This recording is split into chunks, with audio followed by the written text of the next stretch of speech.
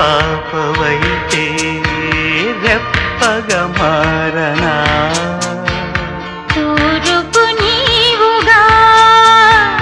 రేపువ నేనుగా మల్లిక పాటగా పల్లవి ప్రేమగా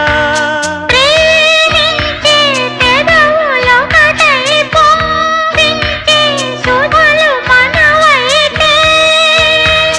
జగతికే అతిథులే జననమౌదిన ప్రేమ జంట చివో నమ